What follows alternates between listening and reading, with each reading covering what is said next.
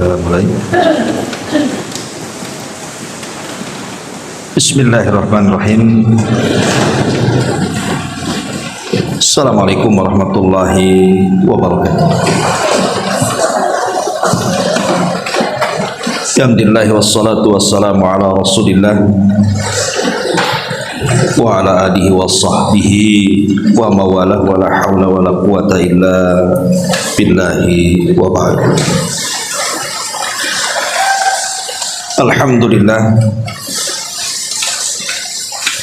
di pagi hari ini walaupun cuaca hujan, tapi insyaallah hujan juga membawa rahmat bagi kita dan tidak menyurutkan untuk tetap hadir di majelis ilmu. Salat dan juga salam tentunya kita hadiahkan kepada Rasul kita Nabi besar Muhammad sallallahu alaihi wa ala alihi wasallam. Ma'asyiral muslimat yang dimuliakan Allah Subhanahu wa taala. Pembahasan di pagi ini kita akan membahas amalan-amalan yang luar biasa keutamaannya kalau kita lakukan setelah sholat fajar sampai terbit matahari. Ma'asyiral muslimat yang dimuliakan Allah Azza wa Jalla, sholat fajar sendiri adalah sholat yang sangat istimewa dalam Islam, dan banyak sekali keutamaan kalau kita membahas tentang keutamaan sholat fajar. Salah satunya Nabi SAW mengatakan, man shallal baradaini dakhalal jannah. Siapa yang menjaga salat al-baradaini, maksudnya salat asar dan subuh, dakhalal jannah, maka Allah Subhanahu wa taala janjikan orang ini akan dimasukkan ke dalam surga. Bahkan lebih daripada itu, keutamaan di dunia juga luar biasa. Kata Nabi sallallahu alaihi wasallam, man shallal fajra fahuwa fi dhimmatillah. Barang siapa yang menjaga salat fajar, maka dia akan berada dalam lindungan Allah Subhanahu wa taala. Jadi kalau kita melaksanakan salat subuh tepat waktu, tentu bagi laki-laki ke masjid, wanita cukup di rumah dan di masjid juga boleh, maka Allah Subhanahu wa taala memberikan jaminan satu hari itu Allah Subhanahu wa taala akan menjaga orang yang menjaga salat fajar. Artinya sepanjang hari mulai daripada subuh sampai terbenam matahari, maka tidak ada yang memadaratkan dia, orang-orang yang menyakitinya. Entah orang yang hasad ketika hasad, orang yang dengki ketika dengki, orang yang hendak menyakiti ketika menyakiti, dan begitu seterusnya. Karena dia berada dalam penjagaan Allah Subhanahu wa taala. Bahkan Nabi sallallahu alaihi wasallam mengatakan, yata'aqabuna fikumul malaika, malaikatul laili wa malaikatul nahar, wa yajtami'una fi salatil fajri wa salatil asr. Allah Subhanahu wa taala mempergantikan silih berganti para malaikat-malaikatnya untuk mencatat amalan kebaikan hambanya. Ada malaikat malam yang mencatat kebaikan di malam hari, ada malaikat siang yang mencatat kebaikan di siang hari, dan dua malaikat ini berjumpa di dua salat, salat asar dan salat fajar. Tapi anehnya, keutamaan yang sangat besar sekali, banyak orang-orang yang tidak tertarik dengan keutamaannya. Makanya Nabi SAW sampai mengatakan, afqalus salati 'alal munafiqin salatul isya'i wa salatul fajr. Salat yang paling berat dilakukan orang munafik itu adalah salat isya dan salat fajar. Walau ya'lamuna ma fihima la atauhuma walau habwan. Padahal kalau seandainya mereka orang-orang munafik tahu keutamaan salat isya dan fajar itu, tentu mereka akan mendatanginya walaupun dengan cara merangkak. Luar biasa. Bahkan Nabi SAW menjanjikan orang-orang yang menjaga salat fajar itu hatinya akan tenang, hatinya akan baik, dan akan dijauhkan dari semua permasalahan dunia. Bahkan di antara sebab dari sebab-sebab melimpahnya rizki itu salat fajar sendiri, dan banyak ya keutamaannya. Dan yang paling besar tentunya adalah dari semua keutamaan orang yang menjaga salat fajar adalah ru'yatullahi azza wa jalla, di mana orang dijanjikan oleh Allah Subhanahu wa taala akan memandang dia kelak pada hari kiamat. Itu kenikmatan yang luar biasa bagi orang yang melaksanakan salat fajar. Tapi yang ingin saya jelaskan bukan keutamaan salat fajar, kan ini kan sesuatu yang ma'ruf, sering dijelaskan. Yang ingin saya jelaskan adalah ada beberapa amalan yang kalau kita lakukan setelah salat fajar, pertama Allah akan luaskan rezeki. Yang kedua, Allah Subhanahu wa taala akan berkahi kehidupannya. Bukan hanya kehidupannya, hartanya, keluarganya, usahanya, dan apapun yang dilakukan. Kemudian yang ketiga, akan mendapatkan pahala sebanyak-banyaknya. Jadi 1 jam setelah fajar ini keajaibannya luar biasa. Nanti kita akan jelaskan apa saja amalan yang harus kita lakukan setelah salat fajar ini. Pertama, hindari tidur. Hindari tidur setelah fajar. Karena di antara petunjuk Nabi SAW dan juga para sahabat Nabi SAW, apabila mereka selesai melaksanakan salat fajar, mereka duduk di tempat mereka salat sampai terbit matahari. Dijelaskan dalam Sahih Muslim dari hadis Sammak ibn Harb, dia mengatakan, aku berkata kepada Jabir ibn Samurah, akunta tujalisan Rasulullah sallallahu alaihi wasallam. Kata Sammak kepada Jabir ibn Samurah, apakah engkau sering duduk-duduk bersama Rasul? Maka Jabir ibn Samurah mengatakan, na'am kathiran, ya tentu kami banyak duduk-duduk bersama Nabi SAW. Kemudian beliau mengatakan, kana la yaqumu min musallahu alladhi yusalli fihi subuh. Kata Jabir ibn Samurah, Nabi itu tidak pernah berdiri pergi dari tempat salatnya selesai salat fajar, hatta tatlu asyams, sampai matahari terbit. Fa idza tala'ati syamsu qama, apabila telah terbit matahari, barulah kemudian Nabi SAW berdiri. Kemudian selepas itu para sahabat Nabi SAW mereka pun saling berbincang-bincang soal masalah-masalah jahiliyah yang dulu pernah mereka lakukan. Terkadang sebagian mereka tertawa dan tersenyum. Artinya bahwa tidak tidur setelah salat fajar dan tidak beranjak dari tempat salatnya itu kebiasaan Nabi. Itu kebiasaan para sahabat Nabi SAW. Bahkan Nabi SAW secara khusus mendoakan waktu itu.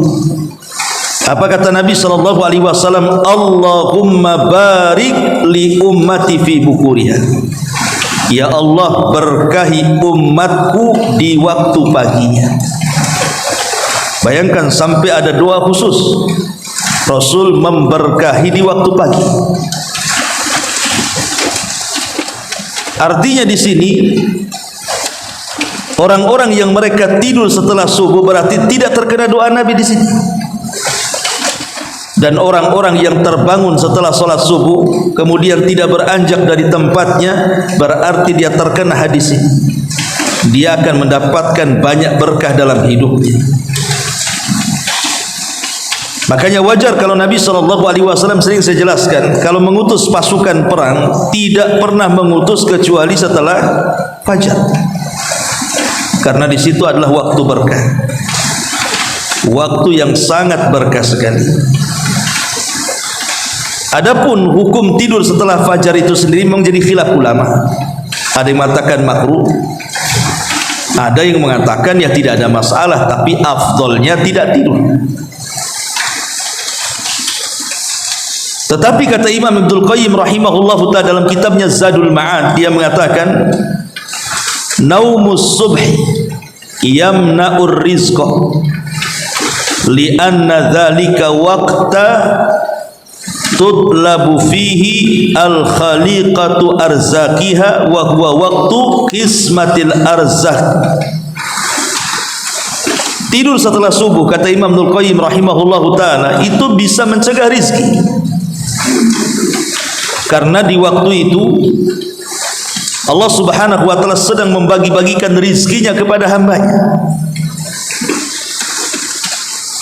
Dan senada dengan yang dikatakan Al-Hafidh Ibnu Hajar rahimahullahu ta'ala dalam kitabnya Fathul Bari, wa qad warada anna rizqa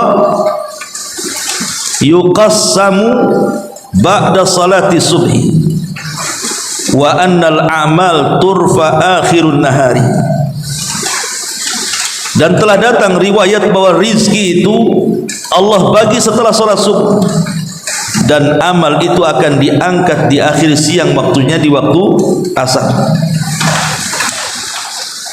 Maka kalau kita melihat ya, jangan cerita ajaran Islam. Saya pernah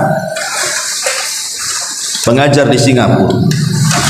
Saya lihat orang-orang sana ya, itu pagi-pagi buta itu sudah bangun. Kemudian mereka pun sudah pada keluar, dan jalan mereka lebih cepat daripada jalan kita. Kalau kita jalan santai-santai, sibuk sekali. Untuk apa coba? Untuk mengejar rezeki. Dan itu mereka bukan hanya orang Islam, orang-orang kafir. Dan Allah Subhanahu wa ta'ala berikan rizki pada mereka. Kalau orang-orang kafir saja Allah berikan rizki di waktu pagi mereka, harusnya yang harus dilakukan perkara ini kita orang Islam harusnya, bukan mereka. Karena memang ini ajaran Islam masalahnya. Berpagi-pagi mengejar rizki itu ajaran Islam. Karena Nabi SAW yang bersabda dan mendoakan khusus umatnya, Allahumma barik li ummati fi bukuriha. Ya Allah, berkahi umatku di waktu paginya. Maka amalan yang pertama, jangan tidur setelah fajar. Apalagi ada hadis yang disebutkan oleh Imam Ibnu Hibban dalam sahihnya, Nabi SAW satu hari lewat, kemudian dilihatnya Fatimah sedang berbaring. Maka Nabi SAW mengatakan kepada Fatimah, ya Fatimah, qumi washhadi rizqa rabbik. Wahai Fatimah, jangan malas, bangun, kejar rizki Rabb. Wala takuni minal ghafilin, dan janganlah engkau termasuk hamba-hamba Allah yang lalai. Fa innallaha yuqassimu arzaqan nas ma baina tulu'il fajri ila tulu'i syamsi. Karena Allah Subhanahu wa taala sedang membagi-bagi rizkinya mulai dari terbit fajar sampai tenggelam matahari. Hadis ini dikeluarkan Al-Imam Baihaqi. Lihat dalam riwayat Rasul mengatakan baqirul ghadaw ay as-sabah fi talabir rizqi fa innal al-ghudwa barakatun wa najahun. Kata Nabi SAW, berpagi-pagilah kalian mengejar rizki, karena berpagi-pagi mengejar rizki itu adalah keberkahan dan keselamatan. Lihat bagaimana Nabi SAW mengajarkan kepada umatnya untuk tidak malas maksudnya. Maka sebaiknya seorang muslim tidak tidur setelah fajar. Ini yang pertama. Yang kedua, banyak-banyaklah mengucapkan doa yang agung sekali. Doa ini doa yang sangat berkah. Kalau bisa ibu hafalkan, karena pendek masalah itu. Dan doa ini mencakup semua keutamaan. Kalau ibu baca itu, tidak tersisa keutamaan kecuali ada pada doa ini. Doa ini disebutkan di dalam Sahih, di mana Nabi SAW pernah mengajarkan doa ini kepada salah satu istrinya namanya Juwairiyah. Jadi saat Nabi SAW berangkat untuk melaksanakan solat fajar, maka Juwairiyah solat di rumah. Kemudian kebiasaan Rasul tidak pulang setelah solat fajar sampai waktu duha, sampai terbit matahari dan meninggi. Maka setelah itu Rasul SAW pulang dan menemui salah satu istrinya Juwairiyah. Kemudian kata Nabi SAW, ya Juwairiyah, engkau tidak beranjak dari tempat solat? Namanya ibu di rumah, ada musola khusus, ataupun tidak ada musola khusus, mungkin ada sejadah yang biasa dibentangkan kalau solat ya di situ, dah pindah-pindah gitu maksudnya. Ibu solat subuh di situ, kemudian tidak beranjak dari atas sajadah itu. Entah baca Quran, entah berzikir, entah apalah istilahnya dari ketaatan kepada Allah Subhanahu wa taala sampai waktu duha. Terbit matahari meninggi satu tombak, awal waktu duha. Jadi Nabi SAW bertanya, apa engkau tidak beranjak dari tempatmu ini? Maka kata Juwairiyah, na'am ya wahai Rasul. Maka Nabi SAW, ya Juwairiyah, kalau seandainya engkau membaca zikir ini diulang 3 kali, itu sebanding dengan duduknya engkau mulai dari tadi subuh sampai waktu duha, kau habiskan untuk ibadah. Jadi cukup membaca 3 doa ini, 3 zikir ini, itu sama dengan engkau duduk dari subuh tadi sampai waktu duha, kau habiskan untuk berzikir dan beribadah kepada Allah Azza wa Jalla. Kemudian kata Juwairiyah, tentu wahai Rasul, ajarkan zikir ini.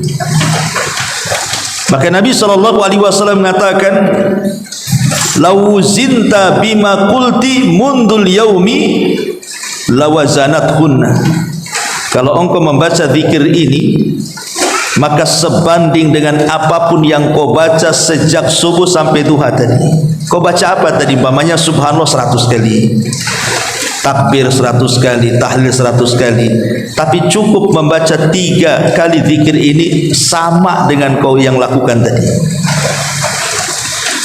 Kata Nabi SAW, kuli katakan ya Juwairiyah, subhanallah wa bihamdi adada khalqi wa ridha nafsi wa zinata arshi wa midada kalimati. Pendek. Ada 3 riwayat.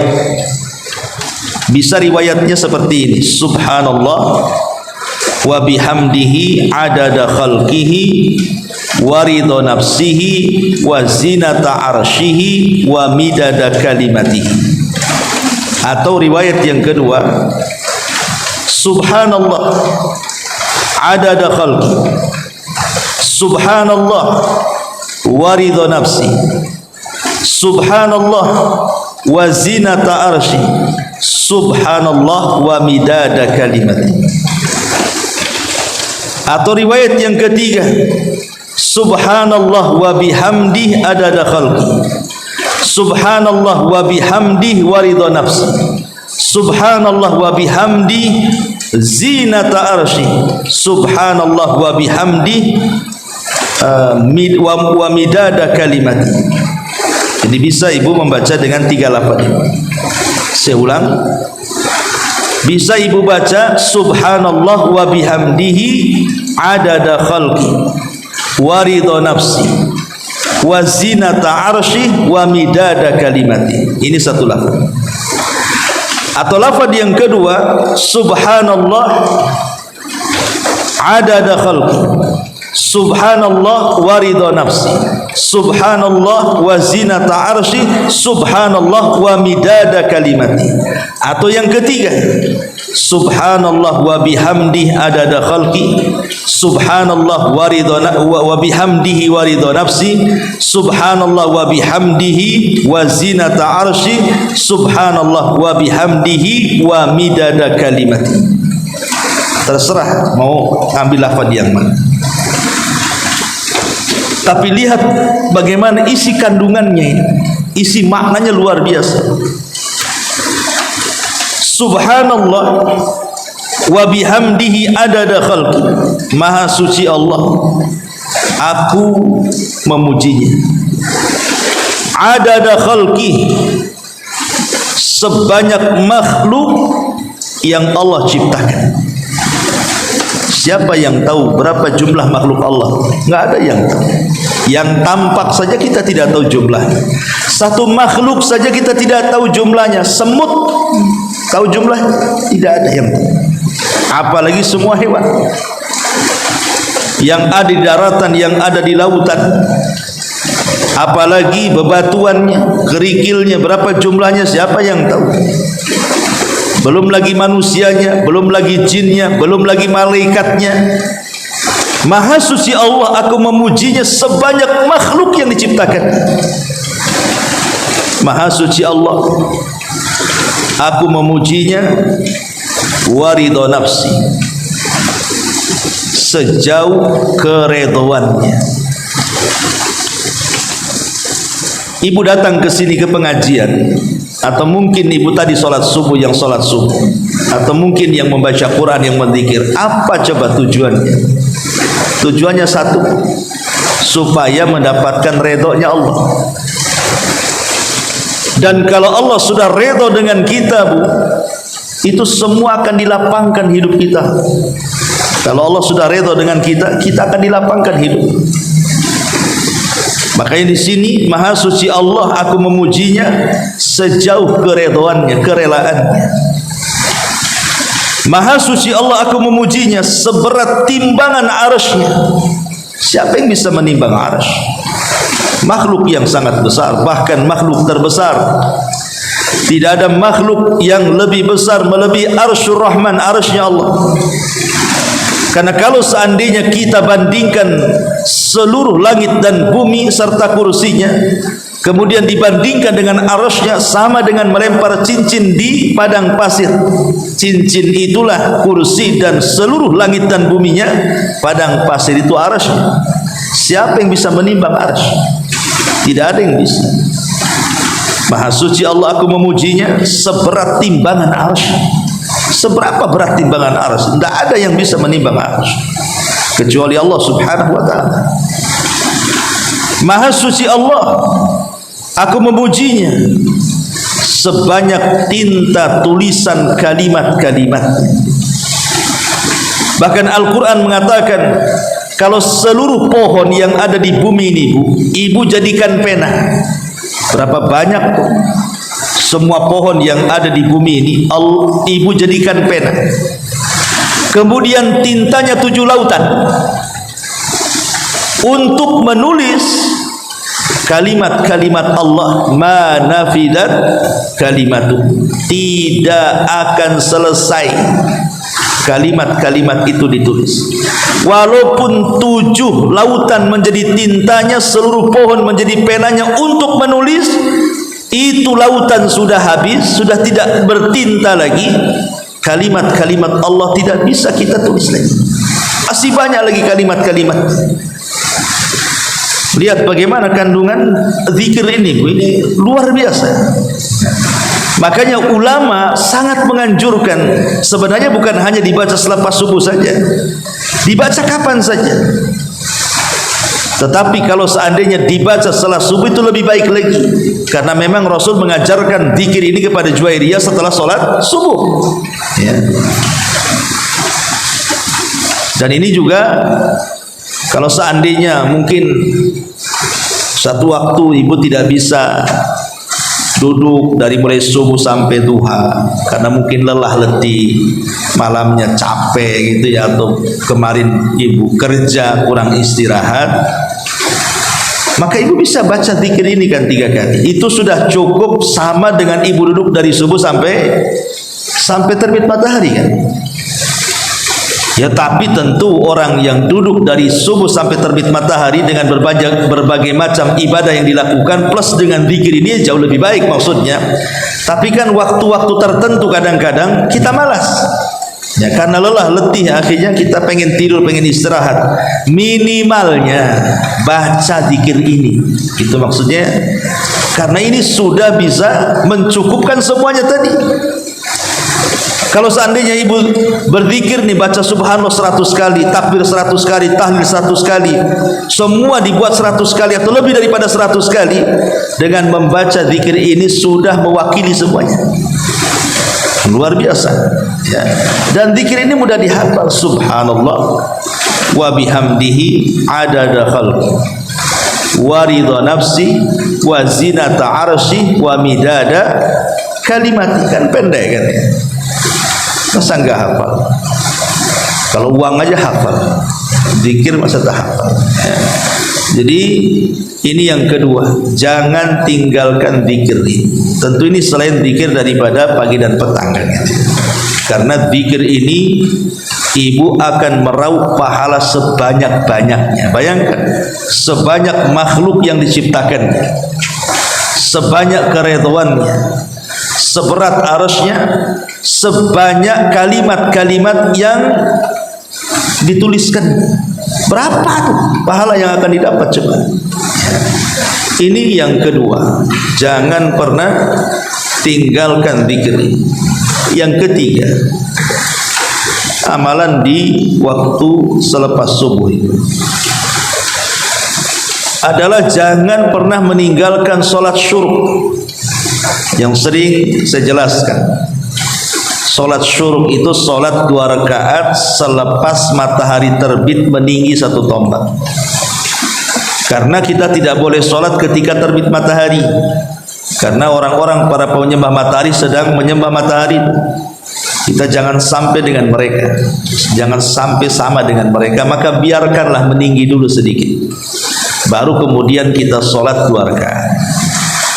Kata Nabi SAW, barang siapa yang sholat subuh dia tidak beranjak dari tempatnya, dia habiskan dengan ibadah, zikir, baca Quran atau apalah ibadah.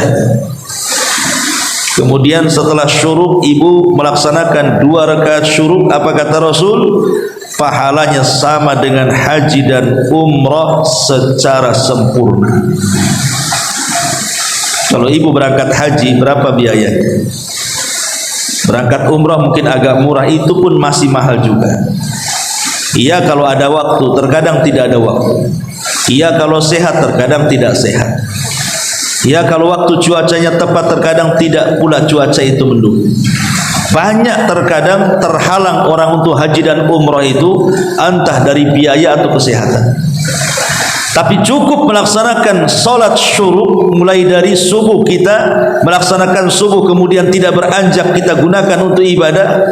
Kemudian setelah matahari terbit meninggi 1 tombak kita lakukan 2 rakaat syuruk, kata Rasul, pahalanya ka ajri hajjati wal umrati taman, seperti melakukan ibadah haji dan umrah secara sempurna. Rasul sebut 3 kali dalam riwayat. Ini amalan yang ketiga, lakukan selepas subuh. Kemudian amalan yang keempat, bersedekah. Karena setiap pagi dan juga Allah Subhanahu wa taala akan utus 2 malaikat setiap pagi. Allah akan utus 2 malaikat. Dan 2 malaikat ini dua-duanya berdoa. Apa doanya? Ya Allah, berikan balasan kepada orang-orang yang bersedekah dengan berlipat ganda. Kemudian malaikat yang satu, ya Allah, tahan rizkinya bagi orang yang bakhil dan tidak mau sedekah. Lihat bagaimana para malaikat setiap pagi mendoakan kepada orang-orang yang bersedekah. Maka biasakan bersedekah. Makanya sering saya nasihatkan, kalau bisa ibu itu punya celengan lah di rumah. Bisa lah pakai kaleng, pakai apa gitu kan. Di situ ditulisi infak masjid, infak anak yatim, infak du'afa wal masakin, umpamanya kan. Tulis entah ada 2 atau 1 atau 3 celengan. Dan mestikan ibu kalau belanja kan adalah uang-uang receh kan itu ya. Kadang-kadang daripada uang receh itu terbuang-buang, dimainin anak-anak dan begitu seterusnya kan. Kan itu kita bisa berinfak. Infak kan tidak harus banyak. Ya, mungkin ada uang receh cuma 1000 perak atau 500 perak kan. Tapi ibu infakkan setelah sholat fajar, maka ibu kena doa malaikat. Masukkan, nanti kalau sudah banyak baru kita hantarkan.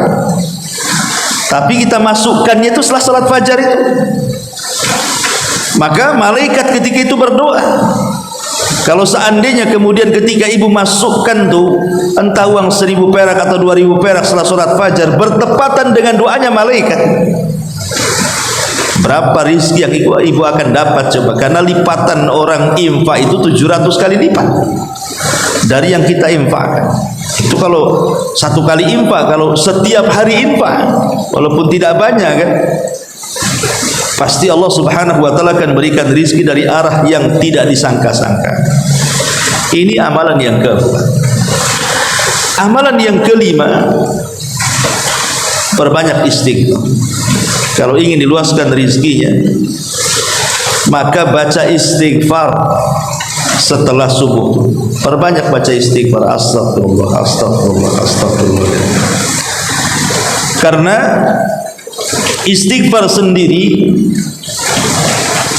di dalam Al-Quranul Karim adalah satu di antara sekian kunci pembuka rizki. Nabi Allah Subhanahu wa taala berfirman ketika mengkisahkan Nabi Nuh alaihi salatu wassalam.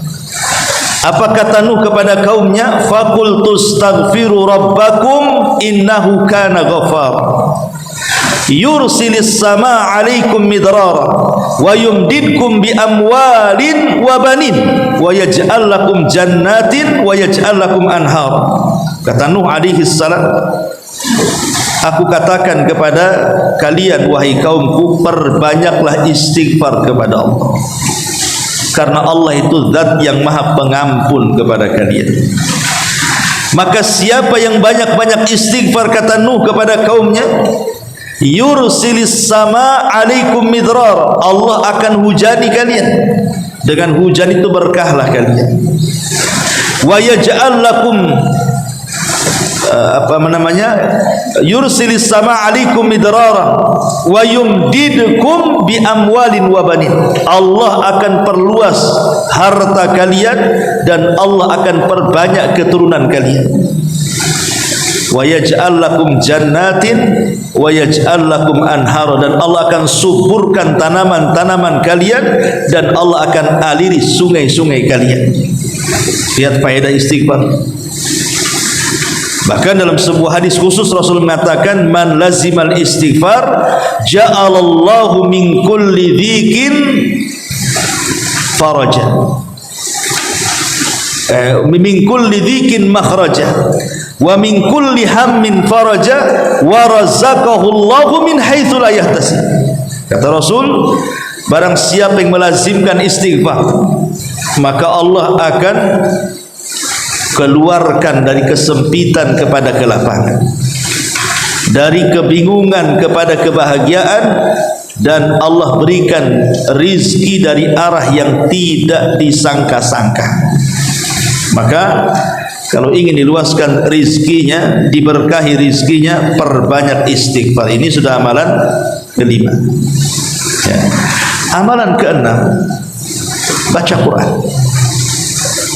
Karena baca Quran sendiri selain daripada menghilangkan setan dalam rumah, dan kalau setan keluar dari rumah, maka rumah kita akan tenang. Yang membuat rumah kita tidak tenang itu karena ada setannya di situ. Yang membuat rumah kita tidak ada berkahnya karena ada setannya di situ. Makanya sering saya nasihatkan, Bu, ada dua amalan supaya rumah kita berkah. Jangan pernah ditinggalkan. Pertama, masuk rumah baca basmalah. Yang kedua, masuk rumah jangan lupakan salam. Kata Syekh Abdul Razak Al-Badr hafizahullah ta'ala, kalau tidak meninggalkan dua perkara ini, Bu, maka ibu akan mendapatkan berkah yang banyak dalam rumah. Apa sulitnya coba? Pulang dari pengajian, masuk rumah, buka pintu, bismillah. Cuma ngomong bismillah gitu doang. Kemudian ketemu keluarga, assalamualaikum. Walaupun tidak ada keluarga tetap salam, karena malaikat yang menjawabnya. Bahkan dalam hadis Nabi menganjurkan kepada Anas bin Malik, kan, hai Anas, kalau engkau pulang kepada keluargamu, fasallim, ucapkan salam, yakunu barakatan alaika wa barakatan fi ahli, akan menjadi berkah untukmu dan berkah kepada keluargamu. Salam dan baca bismillah juga sama, karena kita tawasul dengan nama Allah.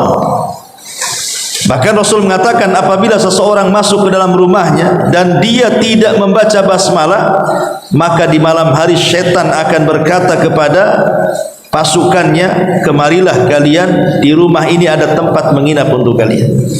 Dan kalau dia ketika makan tidak baca basmalah, maka syaitan akan bicara lagi, bukan hanya tempat penginapan, kalian juga akan dapat makan malam. Bayangkan kalau ibu tidak baca basmalah ketika masuk rumah, tidak baca basmalah ketika makan dan minum, berapa setan tuh isinya tuh di rumah kita. Makanya nggak akan berkah-berkah rumahnya, kan? Makanya penting baca Quran, karena ada hadis yang mengatakan dari Anas bin Malik radhiyallahu an, innal baita alladhi yuqra'u fihi al-Quran yaksuru khairuhu wal baitul ladzi la yuqra'u fihi al-Qur'an yakillu khairu.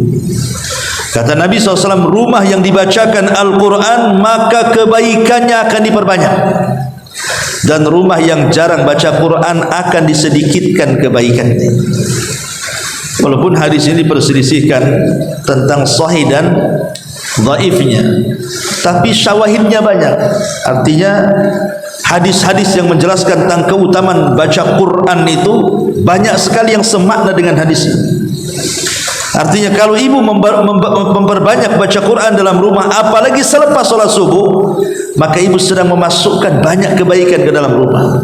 Tapi kalau kita meninggalkan Al-Quran, berarti menyedikitkan kebaikan dalam rumah, artinya berkahnya dicabut. Maka ini yang keenam, ya, banyak-banyak baca Quran setelah subuh. Kemudian yang nomor 7, mengingat kematian. Ingat mati. Apa kaitan ingat mati dengan diluaskan rezeki itu? Karena kalau orang mengingat kematian, yang besar menjadi kecil, yang kecil menjadi besar. Yang besar menjadi kecil, yang kecil pula jadi besar. Itu kalau ingat mati. Apa maksudnya yang besar jadi kecil? Orang kalau Allah berikan rizki, umpamanya dia hidup di istana dengan segala kemewahan, kemudian dia ingat mati, istana itu bagi dia bukan apa-apanya. Kenapa? Kalau sudah mati ditinggalkan dia. Artinya yang besar jadi kecil kan? Percuma punya harta banyak kalau kemudian mati toh juga tidak dimasukkan ke dalam kubur. Itu namanya mengecilkan yang besar. Jadi kecil istana di mata dia kalau mengingat kematian. Kalau udah mati, wah apa pula istana nih. Jadi sekaya apapun orang, kalau sudah ingat mati, pasti kekayaan itu kecil di mata dia, karena dia akan mati. Tetapi mengingat kematian juga bisa membesarkan yang kecil. Mungkin dia hidup pas-pasan, tetapi dia ingat mati. Dia berpikir, kan saya tidak hidup lama, buat apa juga numpuk-numpuk harta, toh nanti ada gantinya yang lebih besar, maksudnya surga. Akhirnya dia tidak terpikir soal yang besar kan, karena terpikirnya dia akan mati dan dia akan mendapatkan yang lebih besar daripada yang ada di dunia. Ujung-ujungnya akhirnya dia redha dengan pemberian Allah. Ketika redha dengan pemberian Allah, dia pun tenang hidupnya.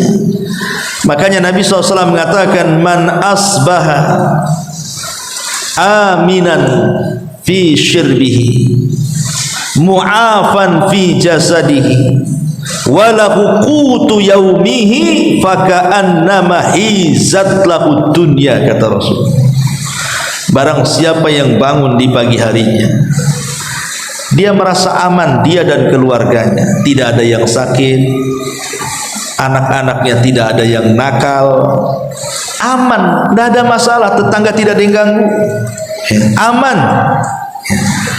Mu'afan fi jasadihi, Allah sehatkan badan dia, tidak ada penyakit.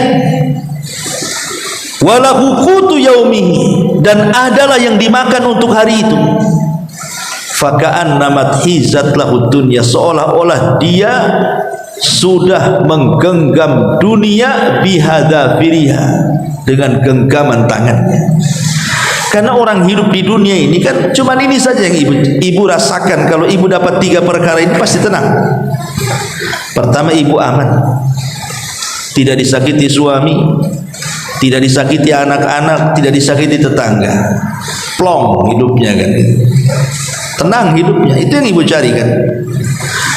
Kemudian yang kedua, sehat badannya.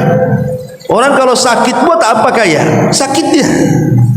Makan pun pilih-pilih, akhirnya nikmat Allah terkurangi gara-gara sakit. Tapi kalau badan apalagi sudah faktor U ya, sudah di atas 50 60 tuh, itu kalau bangun sehat itu senang kan, Bu? Sebab kalau sudah faktor U itu bangun sudah sakit pinggang sana pinggang sini, itu dah nggak kerasan kita hidup tuh. Ingatnya kalau nggak apotek ya rumah sakit kan gitu. Apalagi yang diingat konsultasi dokter. Kemudian ada yang dimakan, nggak pusing dengan kira-kira besok makan apa. Ada yang dimakan walaupun untuk hari itu saja. Ibu sudah menggenggam dunia, apa yang dicari itulah. Sebab kalau salah satu dari 3 perkara ini hilang, lenyap dari diri kita, nggak tenang hidup kita tuh. Oke lah, dia cukup makan, cukup sehatnya, tapi tidak aman hidupnya, disakiti dengan pasangannya, stres hidupnya kan. Oke, pasangan bagus, anak-anak bagus, tidak ada masalah, tapi ibu stroke, apa-apa juga kan begitu. Oke lah, ibu sehat, kemudian aman semuanya, tak ada pula yang dimakan, stres juga kan begitu ya. Tapi kalau 3-tiganya ada, amanlah dunia itu maksudnya. Dan itu dengan cara apa? Zikrul maut, berawal dari mengingat kematian, berakhir dengan redha dengan pemberian. Jadi awalnya mengingat kematian, akhirnya redha dengan pemberian.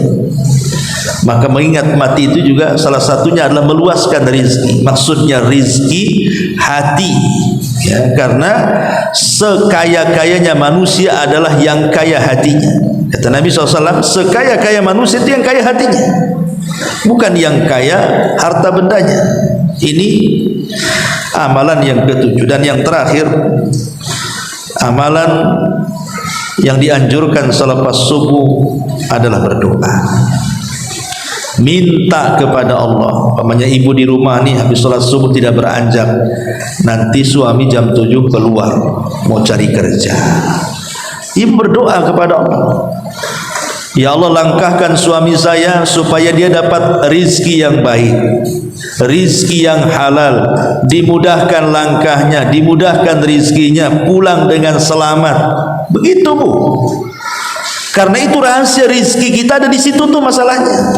Doakan suami yang mau pergi kerja supaya selamat di perjalanannya, sehat badannya, balik lagi dengan selamat, menyenangkan keluarganya. Berdoa banyak-banyak. Itu waktunya waktu berdoa, karena itu waktu berkah. Makanya di sini jangan pernah tinggalkan 8 amalan ini. Inilah diantara keajaiban 1 jam selepas subuh. Ya. Wallahu a'lam bishawab. Ini yang bisa saya sampaikan. Dan kalau ibu mau mengamalkan 8 perkara ini, luaslah rizki kita, banyaklah berkah kita, dan ibu akan mendulang pahala sebanyak-banyaknya. Taib, sebelum saya tutup, kalau ada yang bertanya silakan.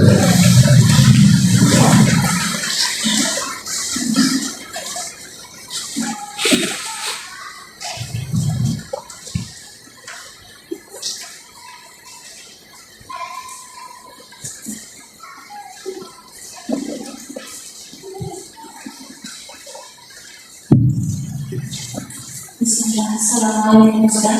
Waalaikumsalam. Alhamdulillah saya sudah melakukan amalan selepas subuh adalah biasa. Karena kebutuhannya yang nomor 3 tadi Ustaz, jangan pernah tinggalkan sholat subuh. Itu kan kadang-kadang kita tidak nampak ya Ustaz, karena cuaca mendung atau hujan. Jadi untuk kita bisa memastikan pada diri kita, itu kira-kira jarak antara subuh itu ke subuh itu berapa menit Ustaz? Ya, alhamdulillah, itulah pentingnya kita memperhatikan waktu. Karena bukan terkait sholat syuruk saja, semua sholat. Cuaca ini kadang-kadang membingungkan. Contoh duha. Ya, duha ini kan awalnya terbit matahari. Dengan mengetahui terbit matahari meninggi itu sudah awal waktu duha.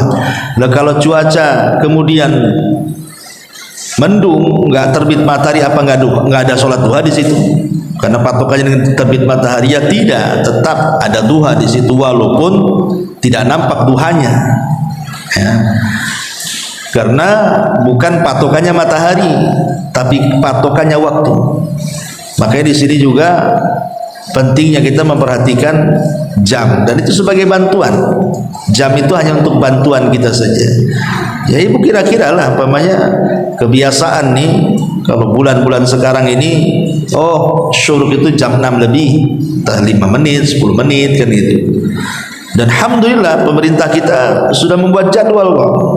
Ya, hampir tiap-tiap daerah itu alhamdulillah ada jadwal syuruknya. Kita bisa lihat jadwal syuruk dari pemerintah. Dan alhamdulillah pemerintah kita sampai mengatur tentang jadwal syuruk ini, kan memudahkan kita sebenarnya. Wallahu a'lam. Terus yang nomor 2, jangan pernah tinggalkan zikir. Ini alhamdulillah kan kita punya kebiasaan zikir pagi dan petang. Kadang-kadang Ustaz, kondisi badan yang mungkin kita sakit atau ada hal malu membuat kita kantuk itu sama banget Ustaz. Terus ketika kita terbangun, kadang waktu itu sudah jam 9 gitu Ustaz. Karena tadi banyak hal yang membuat kita terbangun untuk bisa melakukan amalan-amalan yang biasa kita lakukan subuh. Itu apakah kita terhitung kita sudah mengerjakan zikir karena tertidur, atau kita tetap membaca zikir itu kembali? Tidak, kalau zikir pagi petang kan ada waktunya.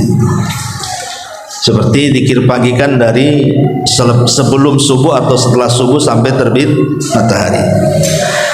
Tapi kalau kita sudah ada niat dan membiasakan ibadah itu, kemudian satu hari ibu sakit sehingga tidak bisa melaksanakannya, tetap terhitung kalau bagi yang biasa melakukannya walaupun tidak dilakukan, atau ibu safar walaupun tidak melakukannya tetapi karena biasa dilakukan maka akan dapat pahala itu.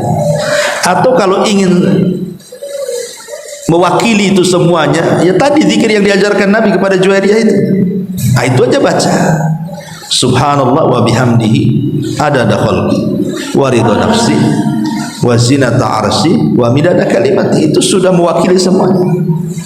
Ya tapi kalau mau dibaca zikir ini dan yang lainnya tentu lebih baik. Tapi kalau dalam kondisi-kondisi mungkin malas atau apa gitu kan, baca ini saja sebagai gantinya kalau kita tidak bisa melaksanakan. Seperti Rasulullah mengatakan dalam hadis yang lain soal keutamaan sholat duha. Rasul mengatakan bahwa setiap pagi itu 360 persendian harus dikeluarkan sedekahnya dengan memperbanyak tasbih, tahlil, tahmid, takbir kan gitu. Mengajak manusia kepada kebaikan, mencegah manusia dari kemungkaran, tapi tidak perlu dilakukan, cukup 2 rakaat duha itu sudah mewakili semuanya. Kan begitu. Artinya kan ini keutamaan. Keutamaan dari segi pahala.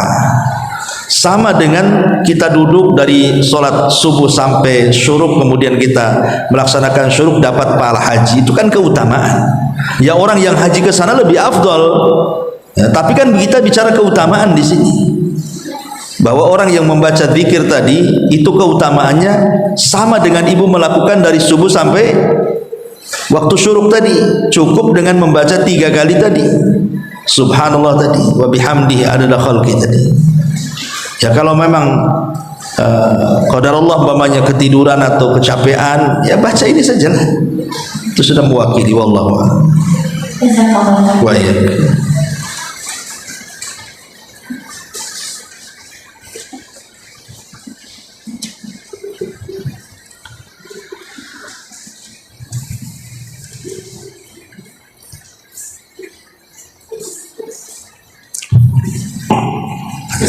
Iya. Kita kan dilarang meminta Ustaz ya. Gimana? Kalau seandainya Dilarang apa? Meminta-minta ya. Kalau seandainya meminta tolong, apakah itu termasuk kategori meminta-minta Ustaz? Ya, alhamdulillah. Maksud meminta-minta dalam hadis itu artinya dijadikan pekerjaan. Pekerjaannya itu meminta-minta, itu maksudnya. Tapi kalau dalam kondisi ada hajat dan keperluan sekali, ya bukan meminta-minta artinya. Maksudnya meminta-minta di sini dijadikan pekerjaan dia. Dia malas intinya sebenarnya. Malas akhirnya jadi meminta-minta. Makanya kemudian Islam itu hanya membatasi bolehnya meminta-minta itu kepada 3 orang saja. Pertama, orang miskin dan disaksikan kemiskinannya oleh orang-orang, mau dia orang miskin kan itu ya. Yang kedua, orang yang sedang safar kemudian hilang hartanya, hilang dompetnya, sehingga walaupun dia kaya di kampungnya, kalau ketika safar hilang dompetnya pusing juga kan gitu. Mau apa yang dimakan? Makanya dicopet, dirampok gitu. Terpaksalah dia akhirnya meminta-minta untuk ongkos pulang atau nanti dibayar gitu ya. Untuk minta makan, atau karena nolong orang dia bengkrak. Ya, seperti zaman dulu itu kalau ada orang membunuh, itu kan bayar diat 100 ekor unta kalau tidak digisoskan. Terkadang orang kerabat-kerabatnya karena ingin nolong saudaranya, dia bayar itu dia sampai dia bangkrut gara-gara bayar diat saudaranya kan. Akhirnya dia miskin. Nah, ketika dia miskin gara-gara menolong orang, boleh meminta-minta sekedar hajat kebutuhan sampai dia mencari kekayaan lagi dan kaya lagi. Hanya itu saja. Selebih itu tidak boleh minta-minta. Tapi kalau yang dimaksud meminta tolonglah minjam uang atau minta ibu mau ada hajatan, minta tolong supaya masa diruyung, nggak masuk di situ kan. Kan bukan dimasukkan dalam sebuah pekerjaan. Sahabat juga banyak yang datang kepada Rasul minta. Datang banyak sahabat kalau mereka nggak ada sesuatu, datang kepada Rasul meminta. Tetapi ketika kemudian Ada beberapa sahabat tuh yang keasikan meminta gitu ya. Maka Rasul menasihati dan mengatakan memang dunia ini hijau, dunia ini manis, kata Rasul. Kemudian di ujung hadis Rasul mengatakan yadul ulya khairun min yadis sufla. Tangan di atas lebih baik daripada tangan di bawah. Ya, artinya yang keseringan dan dijadikan sebuah pekerjaan, yang ma'ruf sekarang kan dijadikan pekerjaan, bahkan dibuat modus penipuan lagi. Seperti kemarin tuh ada viral tuh saya lihat di Facebook itu.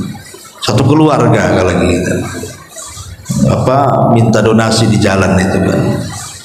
Rupanya masjid yang dimaksud dibangun tak ada pula. Satu keluarga pula jadi geng minta di lampu-lampu merah itu. Kan ini terjadi kan, jadi modus jadinya kan. Masjidnya tak ada, rupanya untuk kehidupan mereka. Ya, siapa yang tidak ingin nyumbang bangun masjid kan itu, ataupun ingin menyumbang duafa, orang-orang miskin. Terkadang orang-orang yang di jalan itu kan ya ada waktu iqbal, ada waktu idbar.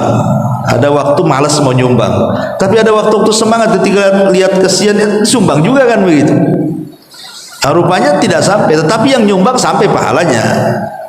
Tetap saja sampai, karena dulu di zaman Bani Israel ada sebuah riwayat, ada orang ingin menyumbang, rupanya ketemu dengan seorang wanita, dikasihlah uang banyak-banyak, dikiranya itu wanita yang fakir.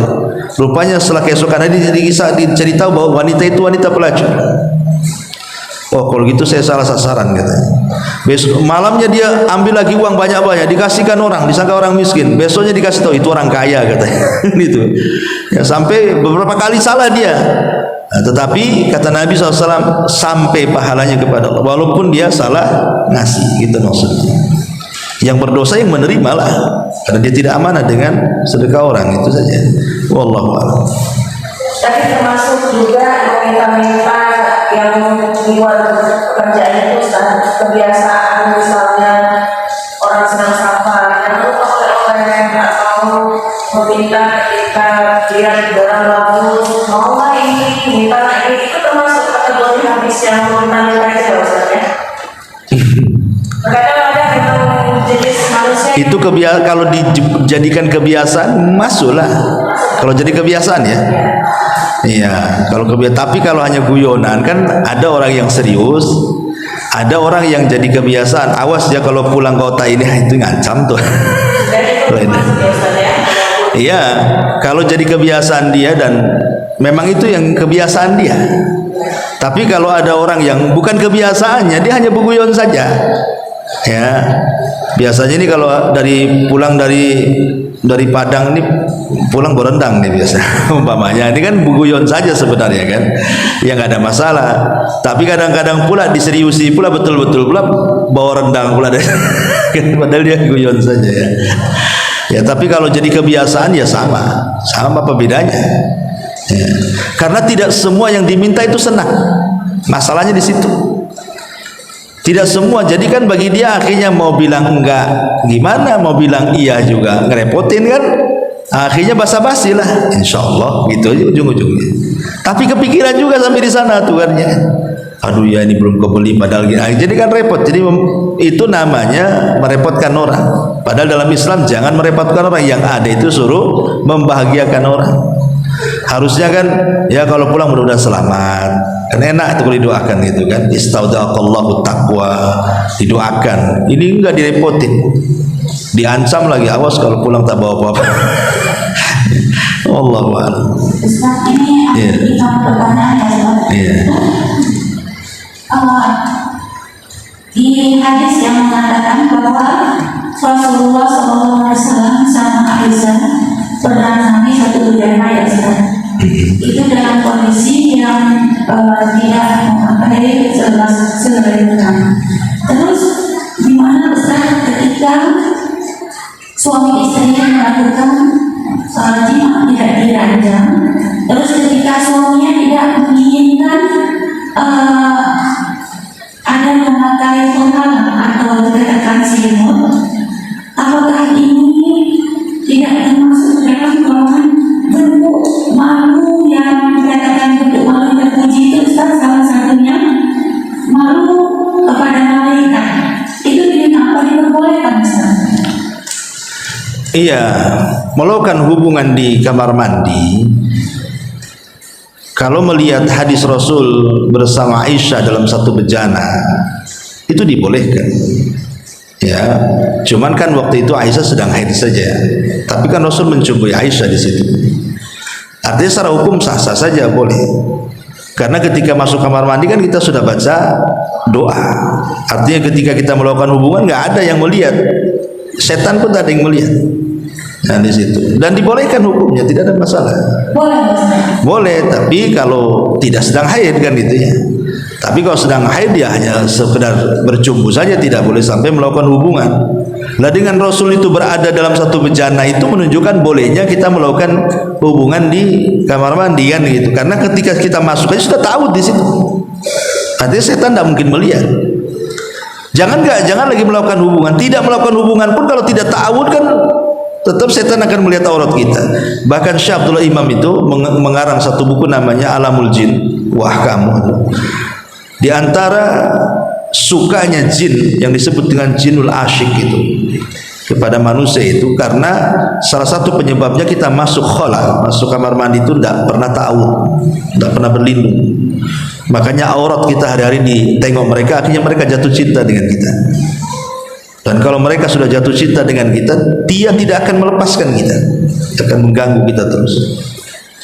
Makanya penting masuk ke ruangan-ruangan yang seperti itu, memperbanyak ta'awud, karena memang itu tempatnya setan kan. Rasul yang mengatakan minal khubthi wal khaba'is, itu tempatnya khubthi dan tempat khaba'is, itu setan laki-laki dan perempuan di sini. Ya kalau yang masuk perempuan ya digoda yang laki-laki, pemasuk laki-laki ya digoda yang perempuan. Kalau yang LGBT ya mungkin sama juga. Setan LGBT yang ganggu di situ ya. Wallahu a'lam. Yang kita mengerti ketika kita melakukan ranjang, gimana tidak memakai penutup? Ya kan dianjurkan kita ta'awud supaya setan tidak ikut terlibat di situ. Tapi para ulama ketika membahas apa maksudnya ketika suami istri melakukan hubungan dan dia tidak ta'awud, tidak mengatakan Allahumma jannibi syaitan wa jannibi ma razaqtana, ya, wa jannibi syaitan ala ma razaqtana itu. Kemudian dia langsung main saja. Kemudian setan ikut di situ. Apakah kemudian mempengaruhi anak turunannya? Ya tidak. Ulama mengatakan tidak, karena biologis setan kan beda dengan kita. Ya, mereka tercipta dari apa, kita tercipta dari apa. Cuman mereka ikut serta saja di situ, tapi tidak mempengaruhi kepada keturunan. Namanya gara-gara ketika berhubungan tidak pernah baca basmalah ta'awud, akhirnya anaknya separuh setan separuh manusia. Enggak, ya tetap manusia dia. Ya, tetapi boleh jadi mungkin mempengaruhi ketabiatnya ialah, ya mungkin karena salah satu teori mencetak anak soleh itu ya bukan hanya ketika mencari jodoh saja, saat berhubungan juga dengan memperbanyak doa. Allahumma jannibi syaitan wa jannibi syaitan ala ma razaqtana tadi. Wallahu a'lam. Wa iya. Kita sampai di sini. Subhanakallahumma bihamdika asyhadu an la ilaha illa anta astaghfiruka wa atubu ilaik. Assalamualaikum warahmatullahi wabarakatuh.